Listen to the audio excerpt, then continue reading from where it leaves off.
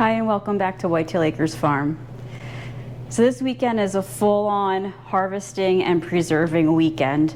We picked a bunch of stuff from the garden. We got some eggplant, a bunch of shishitos, some red bell peppers, melons, a bunch of stuff. So we wanted to try preserving whatever we can of that. We also had tried to grow all of our own sweet corn this year, but unfortunately it didn't come up quite as well as we had hoped. We were getting some, but not enough for canning. We went to an Amish farm stand and we were able to get some fresh sweet corn from them. But we're gonna get started right now with getting some of this sweet corn canned. We were able to clean all of the corn, got all the kernels off the cobs. Now we're gonna get ready to do the canning process. So for canning, we already have our jars cleaned, and then we put them in the oven for a little bit just to heat them up. So we're going to take those out.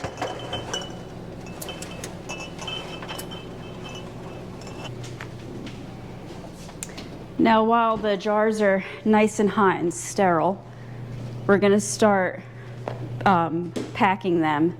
So we're going to fill the jars with the corn, and then we have some water boiling over there on the stove already, so then we can just top them off with some hot water and put them in the pressure canner. So let's go get started.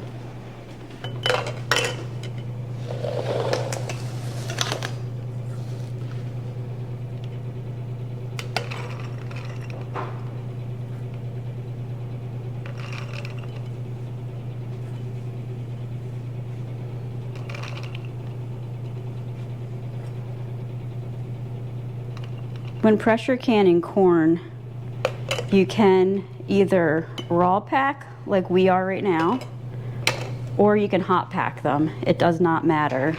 And the only difference really is between the raw packing and the hot packing is whether you're blanching the kernels first. And it's not necessary to do it because we're gonna be pressure canning for 55 minutes for these pints, which is plenty of time to kill off any bacteria or pathogens. So we're just gonna raw pack, it just makes it easier.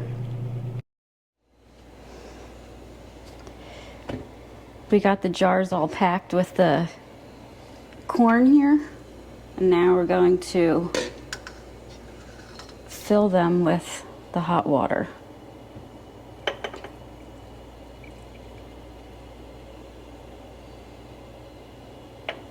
Again, we're shooting for that 1-inch headspace. A nice rule of thumb is that generally it's that first ring of the jars. So if you're just trying to eyeball it, you can, and then you can go use a measuring tool and just measure it and double check yourself once you're done.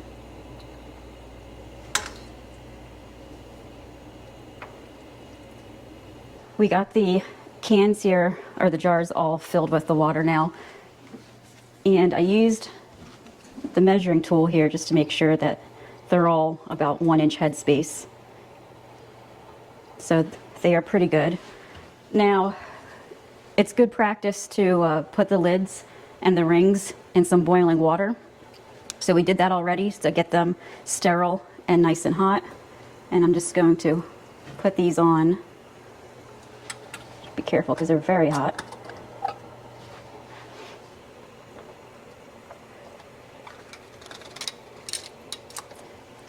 What I did not record was wiping down the rims of the jars. So I did that with just some white vinegar. So the white vinegar helps to get any bacteria or anything off of the lids, or I'm sorry, off of the mouth of the jar.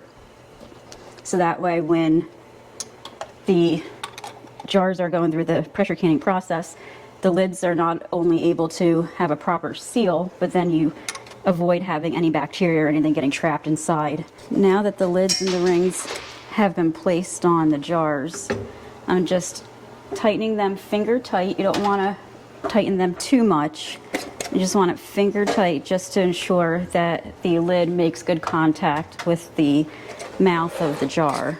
So that way when it's going through the canning process, it's able to seal.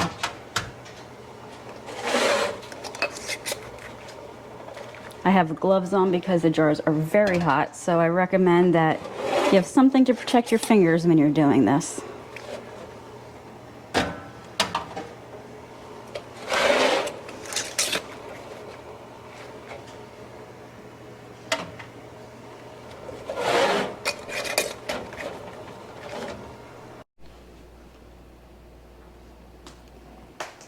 We got the jars of corn all in the pressure canner. You can fit, if you do pints like we did, you can fit 2 layers of 10. So we have a total of 20 pints in here right now.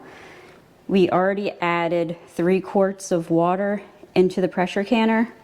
And then we also added a splash of white vinegar. What the white vinegar does is that if you have any minerals or anything in your water, it just helps during the canning process keeping the jars nice and clean. So that way you don't have to wipe off any residue or anything like that when you take the jars out. So it's something we like to do. You don't have to add the vinegar, but nonetheless, we got the water and the vinegar in here. So now we're going to get the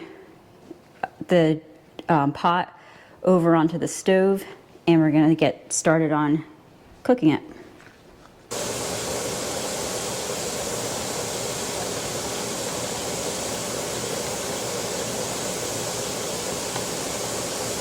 We were able to fit 20 in each, so we have 40 jars right now of the corn. And just to give you an idea of how much corn you need to be able to achieve 40 pints, we ended up getting 6 dozen ears of corn this time. So 6 dozen ears of corn gave us about 40 pints of kernels. All right, so the canning is all done. The jars are looking beautiful. Just need to clean them up and get them on the shelves. Now, as for all the scraps from the corn, when we were cleaning them all up and taking the kernels off, well, we gave all of the empty cobs and leaves and everything to the cattle, and they just love it. It's a nice special treat for them, gives them some extra vitamins, and they are certainly enjoying themselves. Just look at those happy faces. So we're going to end it here. This was very successful. We're excited to have our cabinets in our pantry filled with some fresh corn again that we can enjoy throughout the remainder of the year. And we'll leave these guys to enjoying all of the corn scraps. But thank you so much for watching. We appreciate you spending your time with us here, and we'll see you on the next one.